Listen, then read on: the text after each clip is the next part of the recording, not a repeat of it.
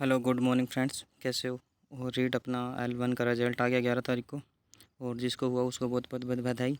और जिसको नहीं हुआ उसको निराशा की बात नहीं है, अच्छी बड़ी भर्ती आने वाली है आगे। क्योंकि ये भर्ती थोड़ी सी छोटी थी, इस कारण ये हुआ भी जो कुछ बॉर्डर लाइन कैंडिडेट है उनका चयन नहीं हुआ। या जिनके OBC के अंदर मतलब या ST के अंदर तो कम से कम मान लीजिए आप SC ST के अंदर 10 से 11 नंबर होने चाहिए, कम से कम 9 से 10 के बीच तो होने चाहिए आपको एक्स्ट्रा कट ऑफ से। जबकि OBC में 7 तक तो होने चाहिए कम से कम।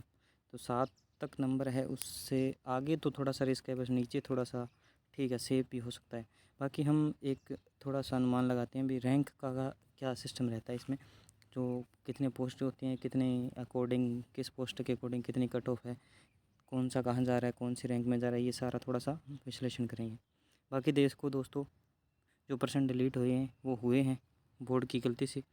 देखो हमें 7 पर टोटल परसेंट डिलीट हुए 11, ठीक है ना। मुझे लगता है लगभग में बच्चों के सही थे, 10%, 8%, 9%। पर ये नहीं भी अगर 11% डिलीट हो गए, मान लीजिए आपका 11% सही है, ठीक है, तो भी आपको ज़्यादा घाटा नहीं है उसमें, बस आपका 10, 11, 12 नंबर का घाटा हो गया। क्योंकि एक्चुअल में उसकी मान लीजिए चॉइस वैल्यू थी, 12 अंक बढ़ने के बाद आपको नंबर तो मिले उस पर्सन के, पर उतने नहीं मिले जितने पहले सही होने पर मिल रहे थे।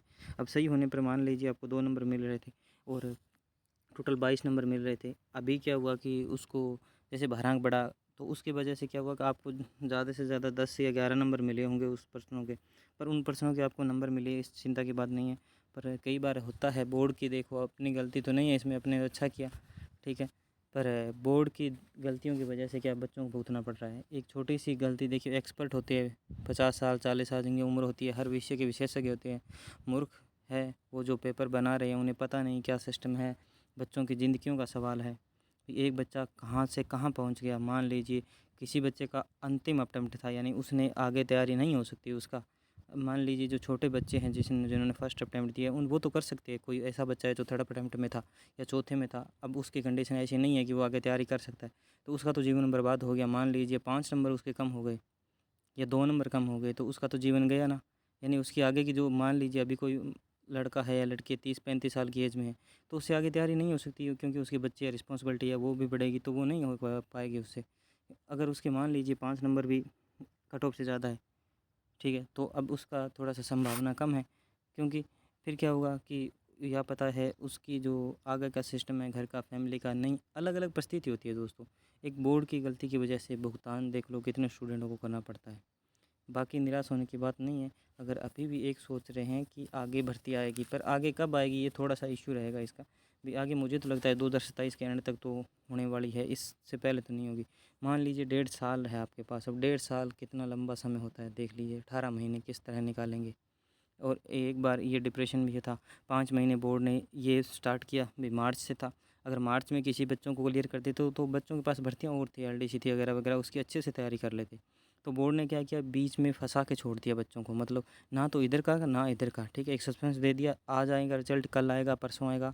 इन्हें खुद आंसर की निकालने में सोच के देखिए भी, आप 2.5 महीने बाद या 2 महीने बाद आप आंसर की निकालते हो। 17 जनवरी को पेपर होता है और आप मार्च में आंसर की देते हो, ठीक है। और दूसरी देखिए भी, मार्च से आंसर की आने के बाद फिर ये ऑब्जेक्शन लेते हैं, ऑब्जेक्शन से क्लियर नहीं होते, ठीक है, उसके बाद कहाँ चला जाता है आप, जून में आता है, 11 जून को रिजल्ट आता है। ये इतनी लंबी प्रोसेस 6 महीने में, जो अगर इनकी स्थिति, इन्होंने पहले मार्च बोला था एंड, फिर अप्रैल एंड बोला, और फिर मई एंड बोला, फिर जून के फर्स्ट वीक में आया, मतलब 4 बार इन्होंने अपनी अपनी तारीखें बदली।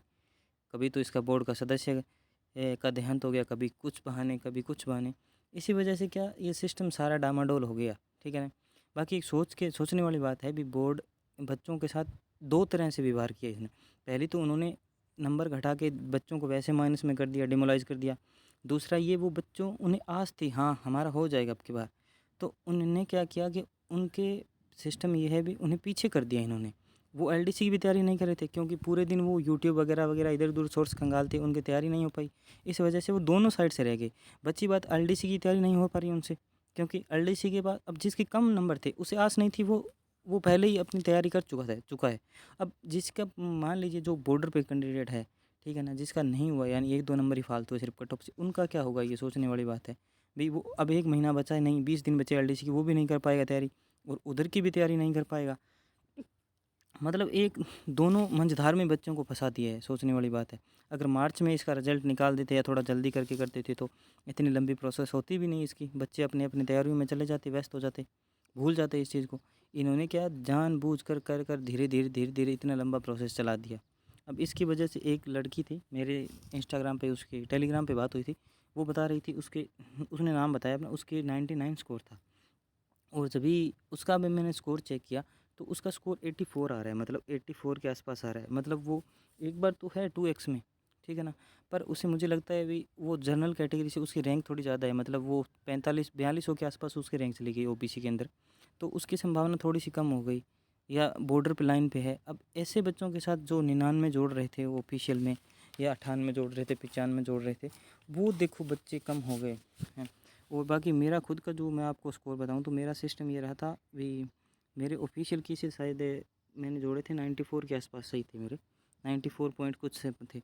तो जब ऑफिशियल की के बाद जो स्कोर आया था, जो जनरल की कट ऑफ है उतना ही मेरा स्कोर है वर्तमान में, मतलब 185.70 कुछ पॉइंट है आगे, ये स्कोर था और यही मेरा स्कोर आया। मतलब मेरी नॉन टीएसपी के अंदर 3800 के आसपास रैंक है, ठीक है। और मैं भी अभी बॉर्डर लाइन पे खड़ा हूँ, मेरा भी कोई इशू नहीं है।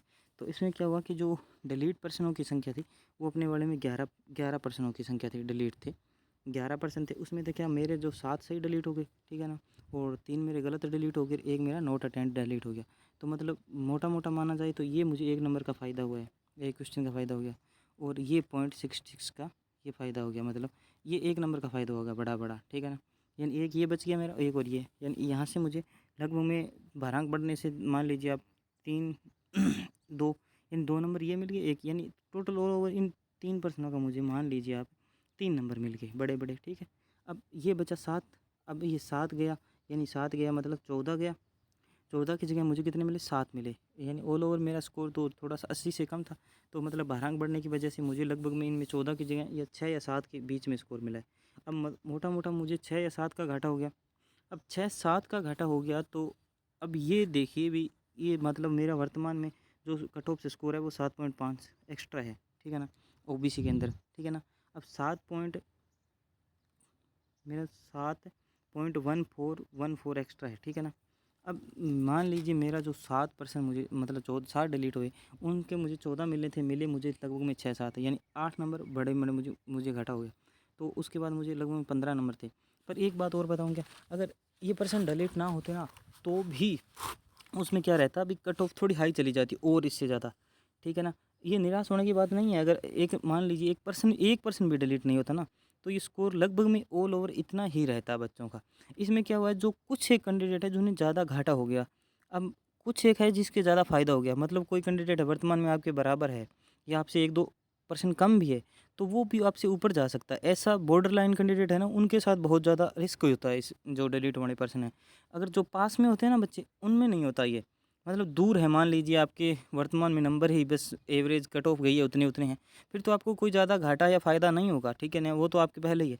पर जो बॉर्डर लाइन कैंडिडेट है, जो मतलब SC ST के अंदर 8-9 नंबर के आसपास है जिनके, वो रिस्क में बैठे हैं। ओबीसी के अंदर जिनके मतलब 6-7-8 के बीच में, वो रिस्क में बैठे हैं। और जनरल में जिनके 5-6 है, ठीक है, वो रिस्क में बैठे हैं। अब ऐसा थोड़ा सा सीन है इसमें। अब रही बात, अब देखो रीस्टार्ट करने की बात, अब रीस्टार्ट तो करना पड़ेगा दोस्तों, रीस्टार्ट के बिना कुछ नहीं होगा, ठीक है ना। आगे बड़ी भर्ती आएगी, ठीक है ना। अगर इसका क्या, पहली तो ये सीन रही भी, आपको ना सिर्फ आप टीचर पे डिपेंड मत रहिए, मैं तो ये मानता हूँ आपको राजस्थान के सारे एग्ज़ाम देने चाहिए, हर एग्ज़ाम अलग अलग, RBSC का, RPSC का देना चाहिए आपको, अधीनस्थ बोर्ड के सारे एग्ज़ाम देने चाहिए, क्योंकि उससे क्या होता है आपका पैटर्न और आपकी जो एक्यूरेसी सुधार सकते हो। पहली बात तो इसमें आप एक्यूरेसी सुधारोगे, एक्यूरेसी सुधारने के बाद क्या होगा कि आपकी एक्यूरेसी सुधर गई तो सबसे पहले आपको इसी बात पे ध्यान देना है। आप मान लीजिए आप सीटी का पेपर देने जा रहे हो, ठीक है ना, अब 2 सीटी के पेपर देना है आपको, ठीक है। 2 सीटी के पेपर में एक बात ध्यान रखिए, मुझे एक्यूरेसी पे काम करना है सबसे ज़्यादा, एक्यूरेसी ही आपको ऊपर तक ले जा रही है। मान लीजिए आपको 90 आ रहे हैं तो 90 ही करिए, मतलब 2-4-5 गलत होते हैं सबके सिली मिस्टेक्स की वजह से, पर ऐसा नहीं होता अभी 30 गलत हो रहे हैं हमारे, हम 150 में से मान लीजिए 130 कर रहे हैं, 30 गलत हो रहे हैं, ये एक्यूरेसी नहीं आती। एक्यूरेसी का थोड़ा-सा हमें मेंटेन करना पड़ेगा। दूसरी बात ये भी, आप पेपर देते रहिए, कोई भी बोर्ड का, जैसे राजस्थान के अधीनस्थ बोर्ड और RPSC के सारे पेपर दीजिए।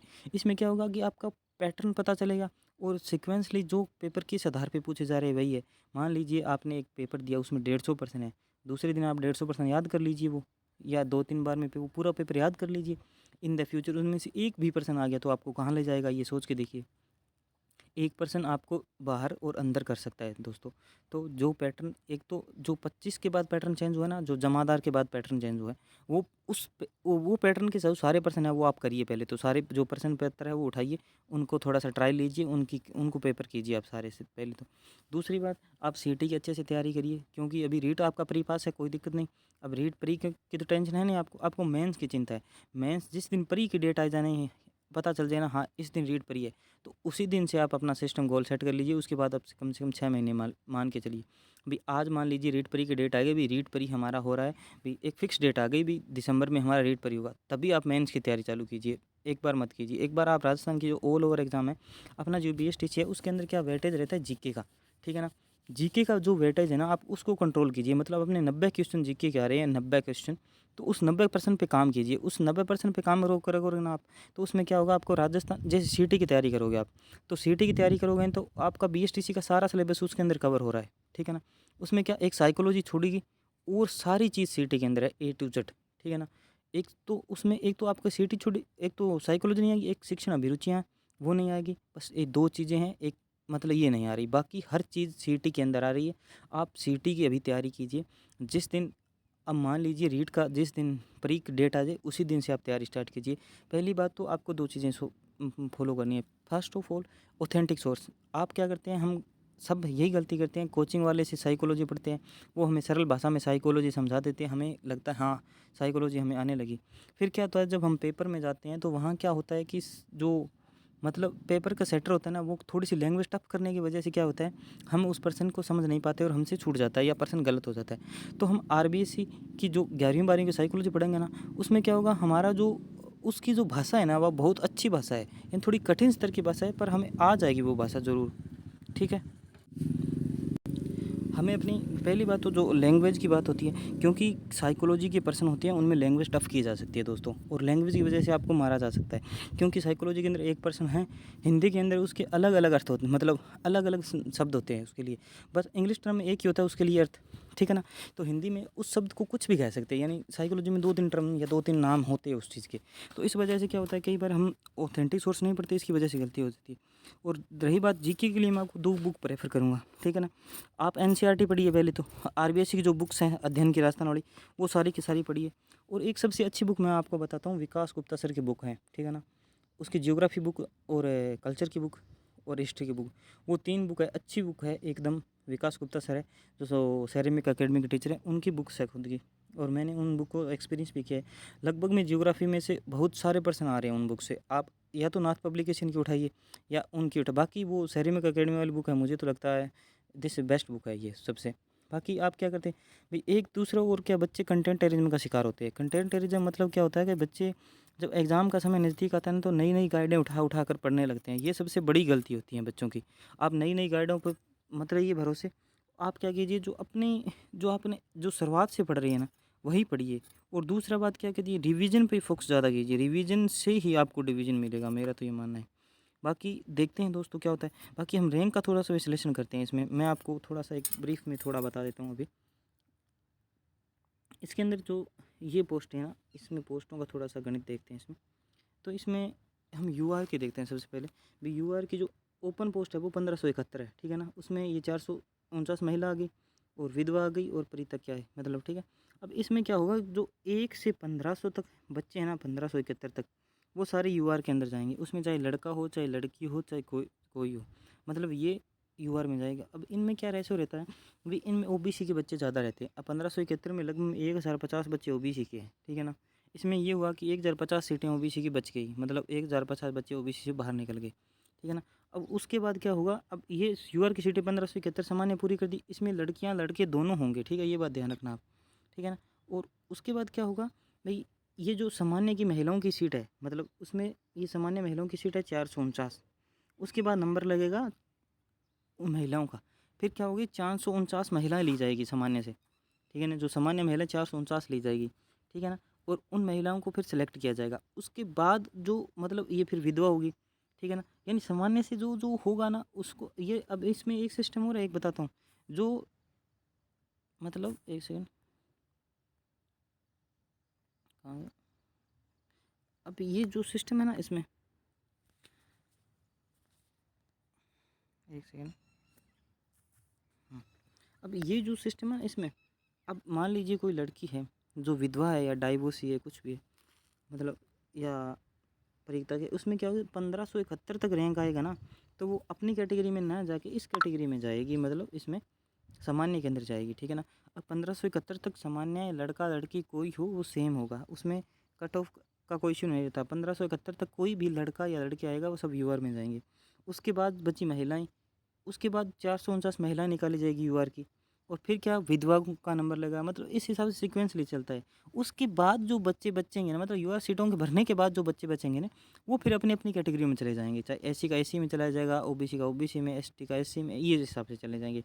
मतलब इसमें सिर्फ ओपन यूआर कैटेगरी बची है और किसी नहीं। उसके बाद चाहे मतलब ओबीसी कट ऑफ है मान लीजिए, ठीक है ना, मतलब यूआर की कट ऑफ 185 है वर्तमान में, ठीक है ना, और ये 100 मान लीजिए 190 चली गई, ठीक है ना, 190 चली गई, तो इसमें 190 तक, जो 190 से जो ऊपर है ना वो रहेंगे, इसमें 100 नीचे वाले जो भी है ना, चाहे 189 वाला बंदा है, ठीक है ना, तो वो अपनी ही कैटेगरी में जाएगा, चाहे ओबीसी का तो ओबीसी में जाएगा, यूआर इसका एससी का तो एससी में जाएगा, एसटी का तो एससी में जाएगा, ठीक है ना। तो मेरे हिसाब से मैं थोड़ा थोड़ा ब्रीफ में आपको समझा सकता हूँ, मतलब जो ओबीसी के अंदर है उसमें आप ना लगभग में आप मान के चलिए 3900 रैंक तक आपकी उम्मीद है, कोई दिक्कत नहीं है, ठीक है ना, 3900 रैंक तक आपकी उम्मीद है। उसमें आपको 3 काम करने हैं। पहली तो आपको देखनी है अपनी कैटेगरी रैंक, ठीक है ना, कैटेगरी रैंक ऑल ओवर, ठीक है, जैसे मान लीजिए आपकी रैंक 4000 है, अब उसमें देखना है अपनी अपनी कैटेगरी की रैंक देखनी है, मतलब आप किस कैटेगरी में हो वो एससी लगा दिया आपने, वहाँ फ़िल्टर लगा सकते हो आप, उसमें लिख देंगे तो आपको पता चल जाएगा। उसमें मान लीजिए आपने एससी लिखा, एससी लिख के मेल लिख दिया, तो उसमें जो मेल है वो सारे आ जाएंगे। आपने लिख दिया एससी फीमेल, आपकी रैंक है उस पर आप जाइए तो आपको पता चल जाएगा मैं कितने नंबर पर हूँ, मेल कितने नंबर पर, एससी पे। बाकी इसका अगर आपको थोड़ा सा कन्फ्यूज़न है इसके बारे में तो आप मुझे टेलीग्राम पे मैसेज कर दीजिए, मैं आपको उसके बारे में पूरा बता दूंगा। अभी आप किस रैंक पर आ रहे हैं, किस पे आ रहे हैं, कौन सी आपकी कैटेगरी वाइज रैंक है, ऑल ओवर कितने हैं, एससी में जनरल में कितने जा रहे हैं, मतलब एससी के लोग जनरल में कितने जा रहे हैं, एसटी के। थोड़ा सा अगर कोई कन्फ्यूजन है तो आप मुझे संपर्क कर सकते हैं टेलीग्राम पे, मैं अवेलेबल हूँ आपके लिए। थैंक यू दोस्तों, निराश मत होइए, ठीक है, हमेशा सूरज छिपने के बाद ज़रूर उगता है। अब की बार थोड़ा सा बच्चों के साथ धोखा हुआ क्योंकि कम पोस्टों की वजह से बच्चों को थोड़ा निराशा का सामना करना पड़ा। बाकी कोई चिंता का विषय नहीं है, अब की बार अच्छी पोस्टें आ रही है, आप चिंता मत कीजिए, डीपीसी हो रही है अब की बार, मुझे लगता है 15,000 10,000 के आसपास आराम से आएगी, ठीक है ना। तो अब की बार आपका आराम से होगा, निराशा मत होइए। बाकी एक बच्चों की ये भी डिमांड है, देखिए सोचो कि पिछली बार इतनी बड़ी बड़ी भर्तियाँ गई है, 15 17 18 20,000, अब की बार सिर्फ महज 5,000। इसमें थोड़े से पोस्ट ज़्यादा होते, 5 10 हज़ार, मतलब डबल भी कर सकती थी सरकार, पर विज्ञप्ति नहीं थी उनके पास, अर्थना नहीं थी, तो नहीं हुआ। पर जैसा जैसा दोस्तों किस्मत जहाँ ले जाती है वहीं ले जाएगी। बाकी थैंक यू, पॉजिटिव रहिए, पहली बात तो हार मत मानिए, आपका ज़रूर सिलेक्शन होगा, बस कंटिन्यू रखिए आज से ही, तभी हो पाएगा। ऐसा नहीं होता भी आप अभी तो अभी निराश बैठे हैं, इधर उधर घूम रहे हैं, जिस दिन पता चले हाँ अभी तो 2 3 महीने बाकी है फिर करते हैं। अभी आपकी कंसिस्टेंसी है, आपको मैटर याद है पीछे वाला, थोड़ा सा रिवीजन करोगे तो वापस रिकॉल हो जाएगा वो मैटर। उससे आप क्या कीजिए, 2 चीज़ें याद कीजिए, एक तो सबसे पहले एआई की मदद लीजिए, वहाँ से पर्सन बनवाइए और खुद कीजिए। आपको पर्सन नहीं बनाने आ रहे तो एआई की मदद लीजिए, वहाँ से आप अपना जो शेड्यूल है मतलब जो टॉपिक फिक्स टॉपिक क्लियर कीजिए पूरे के पूरे, तभी सिस्टम सेट होगा दोस्तों। थैंक यू दोस्तों, हैव ए नाइस डे।